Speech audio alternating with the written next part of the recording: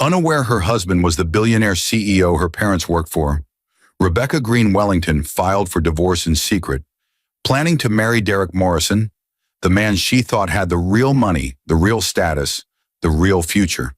But James Wellington wasn't a mid-level analyst with boring spreadsheets like she'd believed for 9 years. He was the man who signed her parents' paychecks, the owner of the Fortune 500 company where her mother processed payroll and her father coordinated maintenance.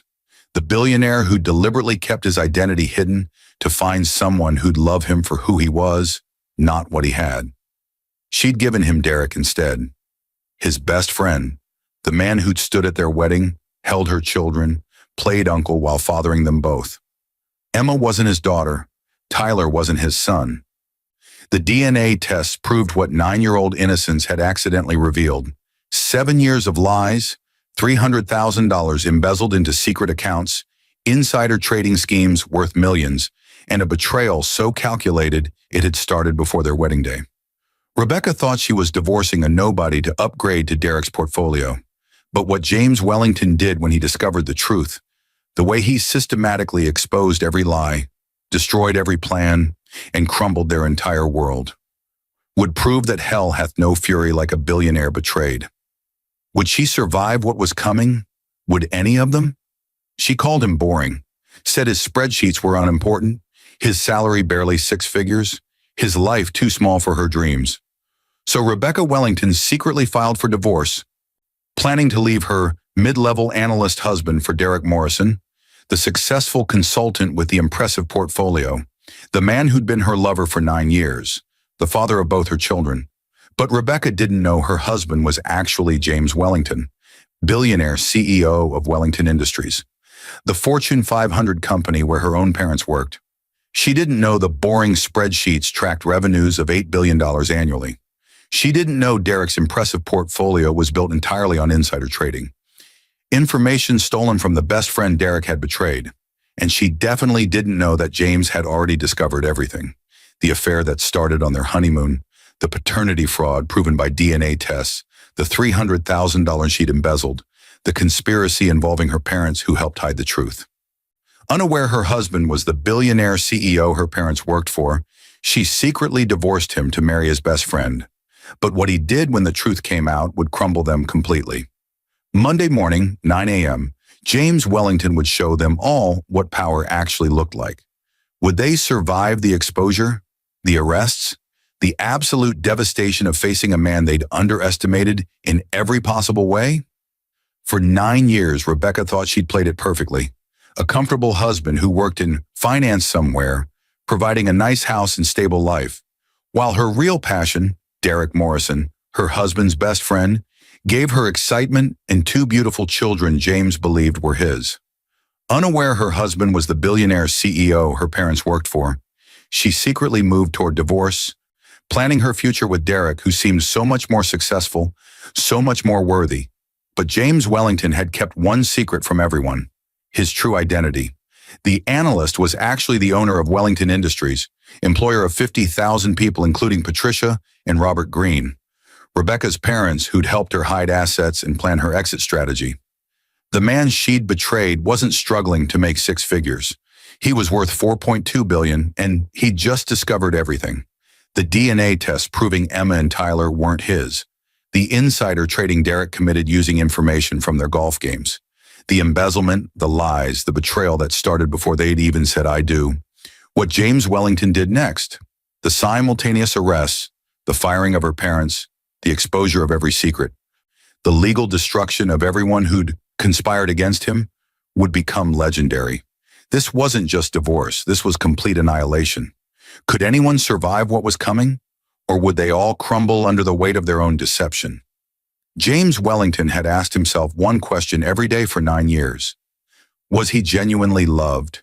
So he'd hidden his billions, presented himself as ordinary, built a normal life with a woman who seemed to want him for who he was, not what he had.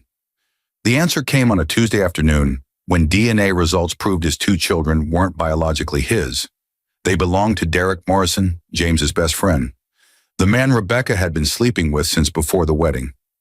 Unaware her husband was the billionaire CEO her parents worked for, Rebecca Green Wellington had played the perfect wife while planning her exit strategy. Secret divorce papers, hidden bank accounts containing $300,000 stolen from joint funds, a house in Portland purchased with Derek's insider trading profits, a future that didn't include the boring husband she'd deceived for nearly a decade.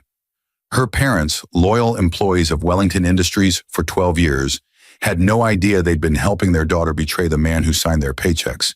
Derek Morrison had no idea his trading schemes, built on confidential information from his best friend, were about to send him to federal prison. And Rebecca had no idea that the man she dismissed as too ordinary, too middle class, too beneath her dreams was about to show her what real power looked like. What James Wellington did when he finally revealed the truth would crumble them completely. Every lie exposed, every betrayer destroyed, every consequence delivered with surgical precision. But would revenge bring him peace? Or would winning cost him everything that mattered? James is so clueless, Rebecca laughed into her phone, twirling her hair in the garden, while her husband watched from a window above. Just 2 more weeks until the divorce is final. Then we can finally be together properly, baby. She didn't know baby was currently under FBI surveillance. She didn't know her husband had already seen the DNA results proving Emma and Tyler belonged to Derek Morrison, not him.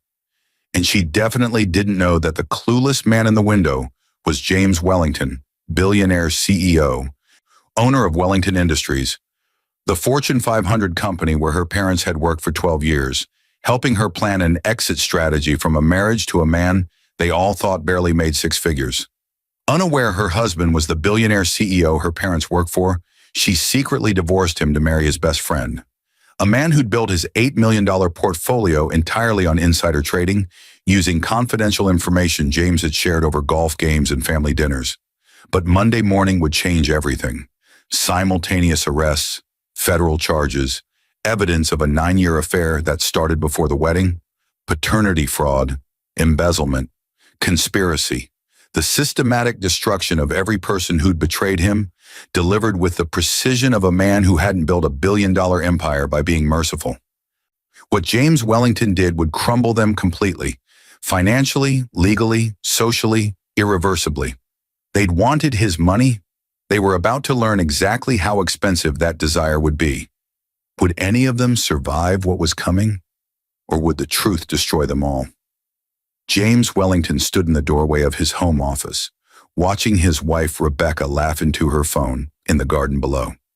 She twirled a strand of blonde hair around her finger, the same gesture she'd used when they first met at that coffee shop 9 years ago. Back then, she'd been a struggling graduate student, and he'd told her he was a financial consultant. Not technically a lie. He did consult on finances. Just happened to be for the Fortune 500 company he'd built from the ground up. The late afternoon sun caught the diamond on her finger. The one he'd chosen himself. The one that cost more than most people's houses. She didn't know that either. She thought it was cubic zirconia, a sweet gesture from her middle management husband who worked somewhere in the city. I can't wait either, baby, Rebecca's voice drifted up through the open window. Just 2 more weeks until the papers are final. Then we can finally be together properly.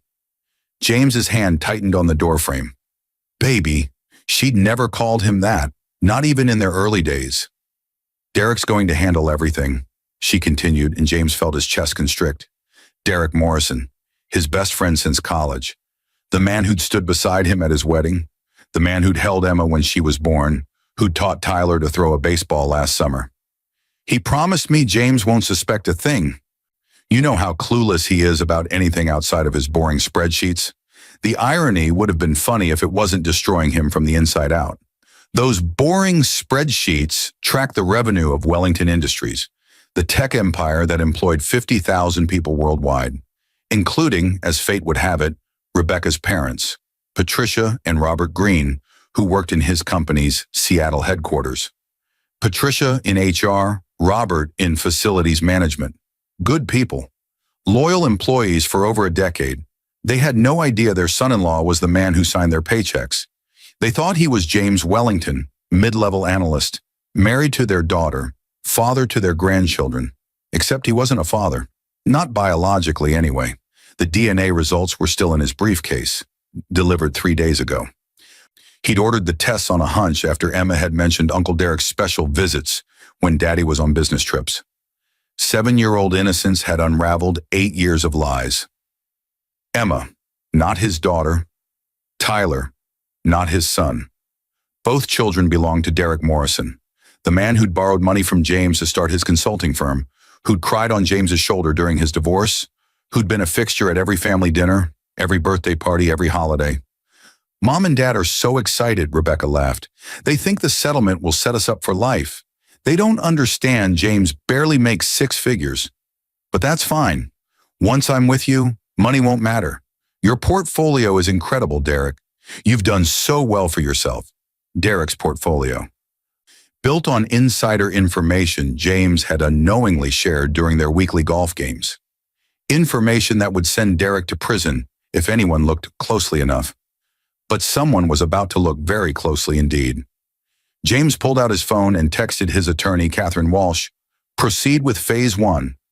Monday morning, 9 a.m. sharp. The response came immediately.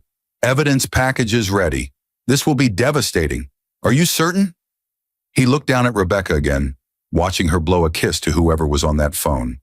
His wife, the mother of children he'd loved unconditionally, even though they'd never been his. "Absolutely certain," he typed back.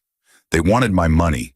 They're about to learn exactly how much money that actually is, and what it costs to betray me."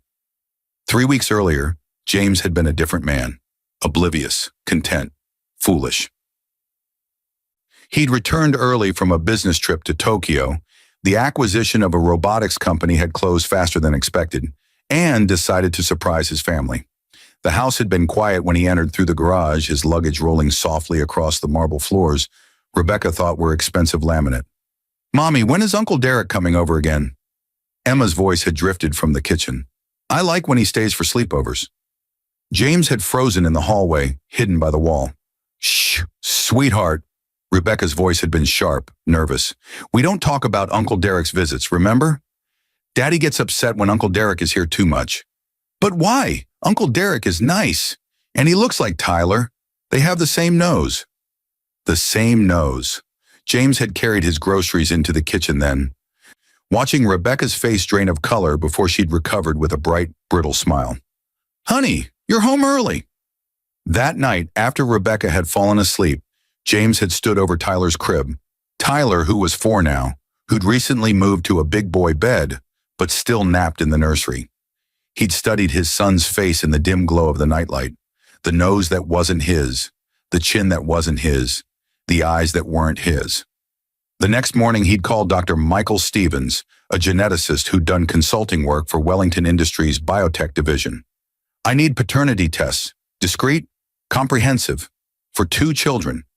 "James, is everything—" "Can you do it or not, Michael?" The tests had been simple. Hair samples collected from brushes, saliva swabs taken while helping the kids brush their teeth. Emma's baby teeth that Rebecca had saved in a memory box. All sent to a private lab with instructions for complete confidentiality. The results had arrived on a Tuesday afternoon, delivered to his office at Wellington Tower, the 60-story monument to his success that Rebecca had never visited because she thought he worked in a boring suburban office park.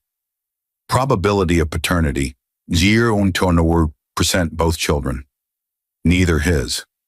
Catherine Walsh had sat across from him as he'd read the reports, her expression carefully neutral. "What do you want to do?" "I want to know everything," he'd said quietly. "How long? How often? Who knows? And I want to know what Derek Morrison has been doing with the information I've shared with him." Catherine had nodded, already making notes. "I'll need access to phone records, credit card statements, your home security footage. You have unlimited access to everything. And Catherine, I want a forensic accountant on Derek's finances. Every investment, every trade, every suspicious transaction for the past 5 years. You think he's been using insider information? I think my best friend has been sleeping with my wife and raising his children in my house while I paid for everything. I think a man capable of that is capable of anything." Catherine had leaned forward. "James, this is going to get ugly." "Good," he'd replied. "It should be."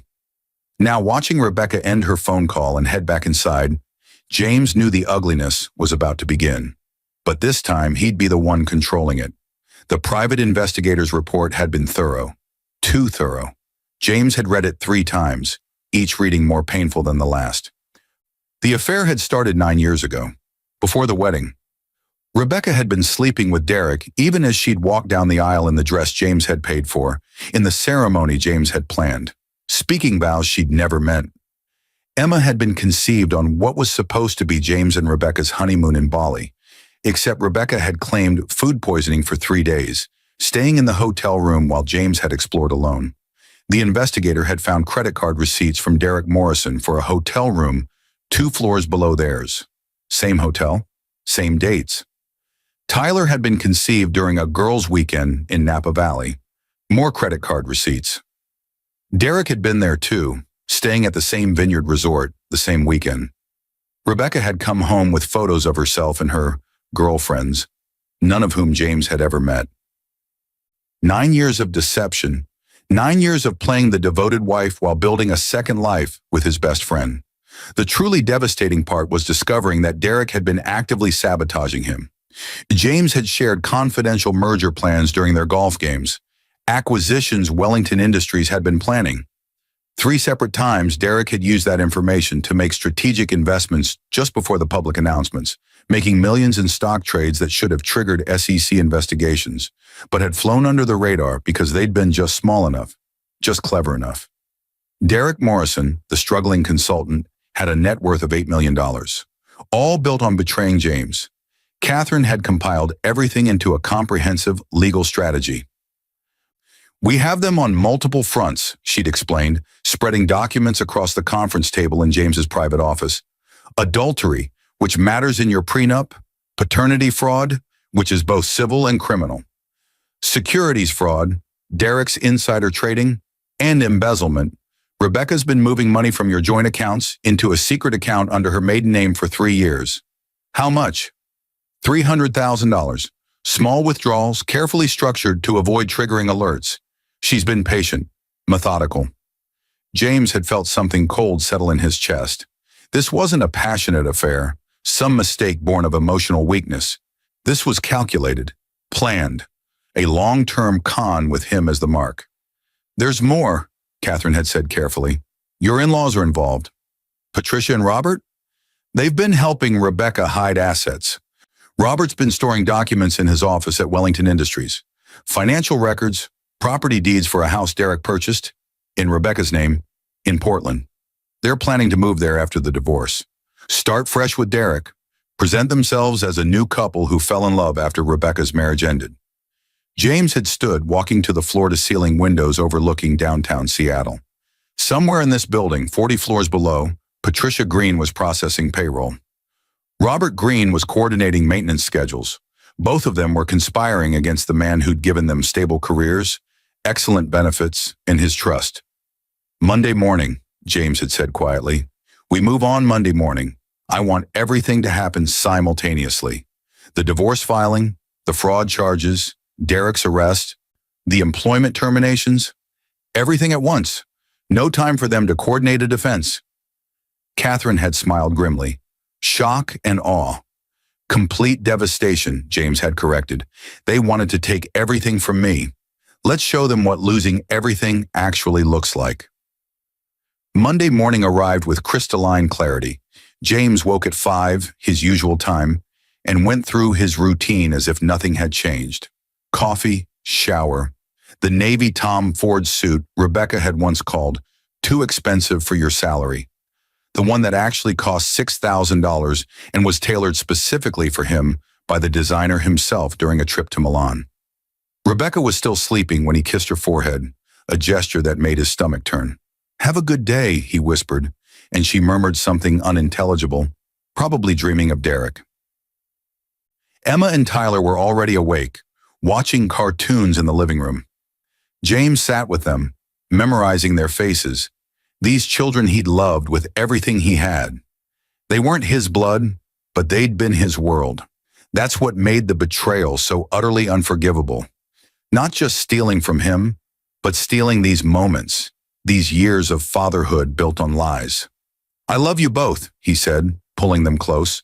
"No matter what happens, I want you to know that." "We love you too, Daddy," Emma said, and the word daddy felt like a knife. At 8:30 a.m., James walked into Wellington Tower through the private executive entrance, taking the elevator that went directly to the 60th floor. His assistant, Carol, looked up in surprise. He usually came in through the main lobby, keeping his anonymity intact. "Clear my schedule," he said, "and send a message to security. Patricia and Robert Green are to be escorted to conference room A immediately. Don't tell them why." At 8:45 a.m., Catherine Walsh arrived with 3 associates and 2 bankers' boxes full of evidence. At 8:50 a.m., Patricia and Robert Green stepped off the elevator, confused and worried. They'd worked here for 12 years and had never been summoned to the executive floor. At 8:55 a.m., Derek Morrison was arrested at his office by federal agents on charges of securities fraud. The agents had coordinated with Catherine, timing it perfectly. At 9:00 a.m., James Wellington walked into conference room A and watched his in-laws' faces drain of color as they finally understood who he was. "Mr. Wellington," Patricia whispered, her hand flying to her mouth. Oh God, you're James?" "I'm James Wellington," he confirmed, taking a seat at the head of the table. "Your son-in-law, your boss, and the man you've been helping your daughter betray for the better part of a decade." Robert stood up, his chair scraping loudly. "Now wait just a minute." "Sit down, Robert," James said quietly, and something in his voice made the older man collapse back into his chair. "You're both fired, effective immediately. Security will escort you out after this meeting. You'll be allowed to collect your personal belongings under supervision. Your benefits are terminated. Your pensions are forfeit due to the morality clause in your employment contracts, specifically the section about conspiracy to defraud the company or its officers." "You can't do this," Patricia said, tears streaming down her face. "We have rights." "You have rights," James agreed. "You also have responsibilities, like not helping your daughter steal $300,000 from me, like not storing evidence of fraud in company facilities, like not conspiring to defraud your employer." He slid a thick folder across the table. "That's your severance package, $0, and a notice that Wellington Industries will be pursuing civil action against both of you for your role in the conspiracy." Patricia opened the folder with shaking hands, staring at photographs of documents from Robert's office, bank statements, emails between her and Rebecca, discussing the perfect timeline for the divorce. "Our lawyer," Robert began, "is about to be very busy," James interrupted, "because at this exact moment, Derek Morrison is being arrested. Rebecca is being served with divorce papers that include evidence of adultery and paternity fraud, and you're both being named as co-conspirators in a civil fraud case that will take everything you have." "The children," Patricia whispered, "Emma and Tyler, are Derek Morrison's children," James said flatly, each word costing him. "DNA tests confirm it, which means every dime I spent on them, every benefit they received through my insurance, every private school tuition payment, all of it was obtained through fraud, and all of you are liable." Rebecca had been drinking coffee in the kitchen, still in her silk pajamas. The La Perla set James had bought her for Christmas, though she believed they were from Target, when the doorbell rang at 9:15 a.m. She'd opened it to find a process server with a professional smile and a manila envelope that would destroy her life. "Rebecca Green Wellington, you've been served." The divorce petition was 127 pages long. Catherine had been meticulous. It outlined every affair, every lie, every stolen dollar. It included DNA evidence proving paternity fraud. It demanded full repayment of all expenses James had incurred for children who weren't his. $847,000 in medical costs, education, clothing, activities, and childcare over 7 years. It also nullified the prenuptial agreement she'd signed, the one that would have given her a comfortable settlement, because adultery voided all financial protections. She would get nothing. Less than nothing, actually, because James was also suing her for the $300,000 she'd embezzled. But the most devastating section was page 89, a custody clause stipulating that James Wellington had no biological relationship to the minor children and therefore had no custody obligations or rights. Emma and Tyler would go to their biological father, who was currently in federal custody. Rebecca had called her mother, frantic, only to discover that Patricia had her own crisis. Fired, sued, blacklisted in the industry because word traveled fast about employees who betrayed their CEO. She'd called Derek only to reach his voicemail. The news was already reporting his arrest. Local consultant charged with securities fraud and $8 million scheme. She'd called her lawyer, the one she'd already retained in preparation for the divorce, who'd been planning to paint James as a controlling, financially abusive husband, standing in the way of Rebecca's happiness. "We need to see these DNA results," the lawyer had said after reviewing the petition. "If they're legitimate, Mrs. Wellington, you're in a serious trouble. Paternity fraud is a crime in Washington state, and combined with the embezzlement charges, you could be facing prison time." "Prison?" Rebecca's voice had been shrill. "For what? For leaving a bad marriage? For fraud? For theft? For lying on birth certificates? That's a felony. For accepting child support and benefits for children you knew weren't his. Mrs. Wellington, did you name James as the father on their birth certificates?" "Yes, but..." "Then you committed fraud, multiple counts. And if Mr. Wellington can prove you knew they weren't his, which the timeline of your affair with Mr. Morrison suggests he can, you're looking at criminal charges in addition to the civil suit." Rebecca had sunk onto the couch, the same couch where she'd made love to Derek a dozen times while James was traveling for work. Work that apparently meant running a billion-dollar company. The house suddenly looked different. The art on the walls, the furniture, the car in the driveway. All of it far too expensive for a mid-level analyst's salary. How had she never questioned it? Because she hadn't wanted to. She'd wanted the comfortable life, the nice things, the stability, while also having the passion and excitement with Derek. She'd wanted everything, and she'd been so certain she was clever enough to have it. At 2:00 p.m., 2 police officers arrived with a warrant for her arrest. The embezzlement charges were criminal, and the prosecutor had moved fast. Rebecca Wellington, soon to be Rebecca Green again, was taken away in handcuffs while Emma and Tyler watched from the window, not understanding why Mommy was crying. The court proceedings began 6 weeks later. Catherine had warned James it would be brutal, but nothing had prepared him for the reality of sitting in a courtroom while his life was dissected for public consumption. Rebecca's attorney, a criminal defense lawyer named Richard Chen, was trying desperately to paint her as a victim. "My client was trapped in a controlling marriage with a man who lied about his identity, his wealth, and his true nature. She sought comfort in the arms of another man because her husband was emotionally absent." "Objection," Catherine stood smoothly.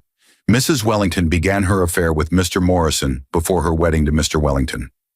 There was no marriage to be trapped in. She committed fraud from day one." Judge Harrison, a stern woman in her 60s, nodded. "Sustained. Mr. Chen, unless you have evidence that your client was coerced into marriage, I suggest you focus on the facts as they exist, not the narrative you wish existed." The DNA evidence was presented first. Dr. Michael Stevens testified about the testing procedures, the chain of custody, the irrefutable results. There is zero probability that James Wellington is the biological father of either child.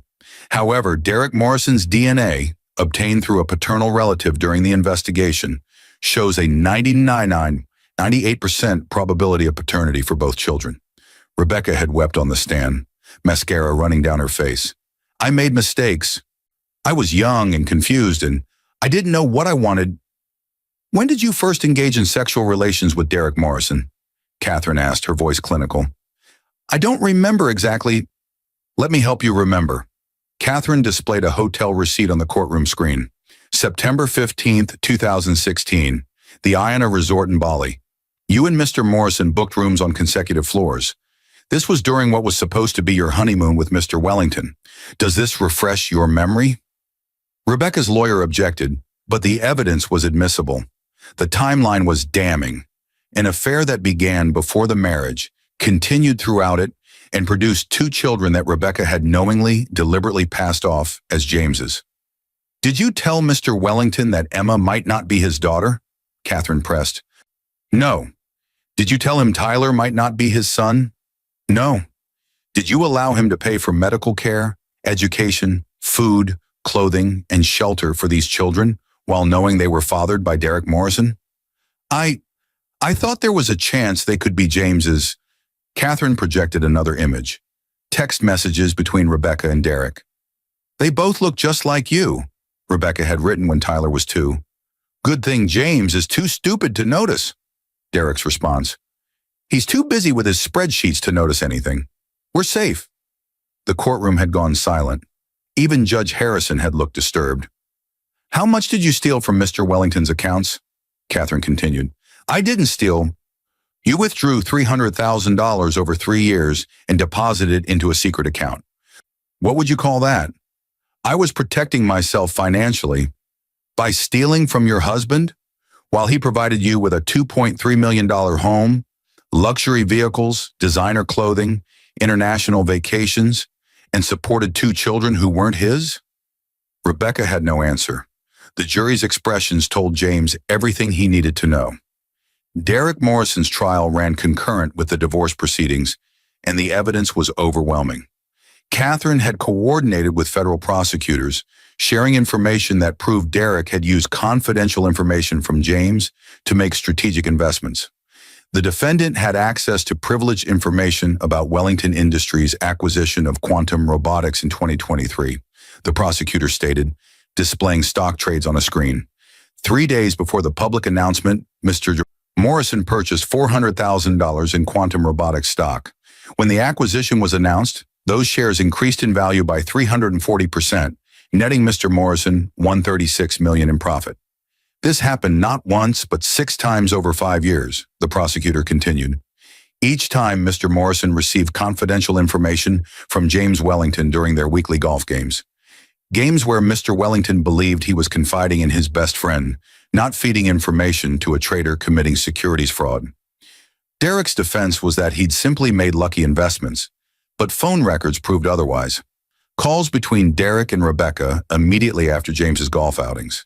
Emails to Derek's broker within hours of learning about mergers, acquisitions, and major contracts. The financial forensics team had traced every trade, every investment, every suspicious transaction. Derek Morrison had built his wealth entirely on betraying James Wellington's trust. The defendant also engaged in a 9-year affair with Mr. Wellington's wife, the prosecutor added, fathering 2 children and allowing Mr. Wellington to support them financially, all while stealing business intelligence and trading on insider information. This represents a pattern of calculated, predatory behavior designed to exploit Mr. Wellington's trust in every possible way. Derek had taken the stand in his own defense, a decision his lawyer had clearly advised against. James and I were friends, he'd said, his voice shaking. I loved Rebecca. What we did was wrong, yes, but it wasn't malicious. We fell in love. You fell in love before his wedding, the prosecutor interrupted. You fathered a child on his honeymoon. You continued the affair for 9 years while accepting his friendship, his financial advice, his trust. You borrowed money from him to start your consulting firm. Money he gave you without hesitation because he believed you were his friend. Then you used confidential information he shared with you to commit securities fraud. Where exactly is the love in that, Mr. Morrison? Derek had no answer. The jury had deliberated for 3 hours before returning a guilty verdict on all counts. 6 counts of securities fraud, 1 count of wire fraud, and multiple counts of conspiracy. The recommended sentence was 15 to 20 years in federal prison. As Derek was led away in handcuffs, he'd looked across the courtroom at Rebecca, who was sitting with her own legal team. She'd looked away, unable to meet his eyes. Their grand romance, the love story they'd built on lies and betrayal, had crumbled the moment the consequences became real. No more stolen weekends, no more secret texts, no more dreams of a life together in Portland with James's money funding their happiness. Just 2 people who destroyed everything and everyone around them, including each other. The civil trial brought everything to a devastating conclusion. Judge Harrison presided over the division of assets, and Catherine had prepared a case that left nothing to chance. Mr. Wellington is seeking full reimbursement for all expenses incurred for children who are not biologically his, Catherine presented to the court. This includes medical costs from birth, education expenses including private school tuition, clothing, activities, childcare, and a portion of household expenses, The total comes to $847,000. Additionally, Mrs. Wellington embezzled $300,000 from joint accounts. Mr. Wellington is seeking repayment of these funds plus interest and damages, bringing that total to $425,000. Combined with legal fees, emotional distress damages, and punitive damages for fraud, Mr. Wellington is seeking $2.5 million in total compensation. Rebecca's lawyer had argued that she had no means to pay. My client has no income, no assets. Your client has a house in Portland valued at $680,000, purchased by Mr. Morrison with funds obtained through securities fraud. Catherine countered. That property was placed in Mrs. Wellington's name to hide it from authorities. It will be seized as proceeds of a crime, and Mr. Wellington has first claim as a defrauded party. Your client also has a settlement from her parents' wrongful termination suit. Oh, wait, that suit was dismissed because they were fired for cause. Mr. and Mrs. Green are now facing their own bankruptcy proceedings due to their role in the conspiracy. The judge had ruled in James's favor on every count. Rebecca was ordered to pay $2.5 million, money she didn't have and never would. Her wages would be garnished for life. Any inheritance, any windfall, any future earnings would go to repaying James Wellington for the years she'd stolen from him. The custody determination was even more brutal. Given that Mr. Wellington has no biological relationship to the minor children, and their biological father is incarcerated, custody is awarded to the paternal grandmother, Judge Harrison had stated. Derek's mother, a woman Rebecca had met twice, who lived in Florida, and had no idea her son had been living a double life. Emma and Tyler would be moving to Tampa, away from everything they'd known. Rebecca would have supervised visitation only, and even that was contingent on her paying child support, which she also couldn't afford. This court finds that Mrs. Rebecca Green Wellington engaged in systematic, calculated fraud spanning nearly a decade, Judge Harrison said, her voice carrying weight through the silent courtroom. She defrauded her husband financially, emotionally, and legally. She denied him the truth about his children, stole his money, and conspired with others to continue the deception. The damages awarded are not merely financial. They represent an acknowledgement that what was done to Mr. Wellington was profoundly, unforgivably wrong. Rebecca had collapsed in her chair, sobbing. Her parents, sitting behind her, looked hollow. They'd lost their jobs, their savings to legal fees, their home to bankruptcy. Patricia had aged a decade in 6 weeks. The Green family had been destroyed, completely, irrevocably, and all of it through their own choices, their own lies, their own greed. The media coverage had been extensive. Billionaire CEO's secret life exposed in explosive fraud trial ran the headlines. Tech blogs dissected how James Wellington had maintained his anonymity for nearly a decade. Financial news covered Derek Morrison's securities fraud conviction. Human interest pieces explored the emotional devastation of paternity fraud. Rebecca's face was everywhere, not as a victim, but as the architect of an elaborate con. Social media had been merciless. Her name became shorthand for betrayal. Derek Morrison became a cautionary tale about the dangers of insider trading and unchecked greed. James had given one interview to a respected journalist who'd promised to focus on the facts rather than sensationalism. People ask me if I'm angry, James had said, sitting in his office overlooking Seattle. I'm beyond anger. I'm grieved. I love those children. I was their father in every way that mattered, except biology. That's what I mourn. Not the money, not the years, but the relationship with Emma and Tyler that was stolen from me. Do you regret keeping your identity secret from your wife? I regret trusting the wrong people, James had replied carefully. I kept my professional life separate because I wanted a normal home life. I wanted my family to love me for who I was, not what I had. Instead, I learned that they loved what they thought I had, just enough to be comfortable, while taking more from me than they could have possibly imagined. What's next for you? I'm establishing a foundation to help victims of paternity fraud, James had said, men who discover they've been raising children who aren't biologically theirs. It's a devastating experience that's often dismissed or minimized. These men lose their children, their money, and their sense of reality all at once. They deserve support, legal resources, and recognition that what happened to them was wrong.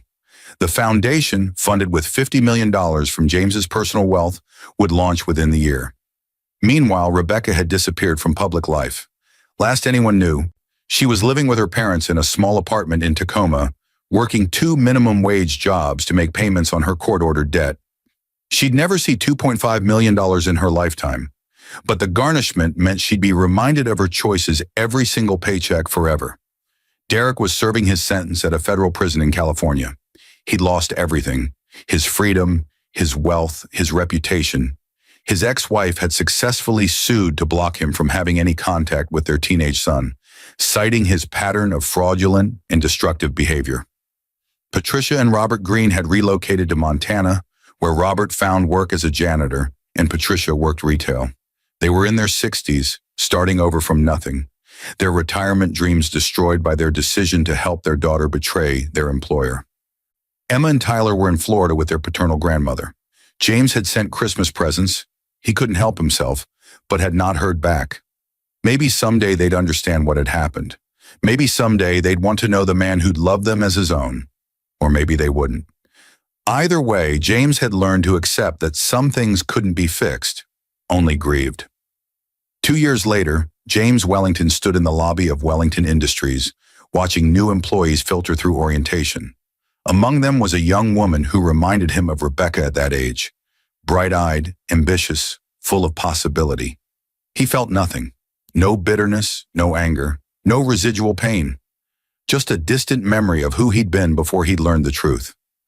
Catherine Walsh joined him, 2 coffees in hand. She'd become more than his attorney. She'd become a trusted friend, someone who'd seen him at his lowest and helped him rebuild. "Stop lurking in lobbies," she said, handing him a cup. "You're creeping out the new hires."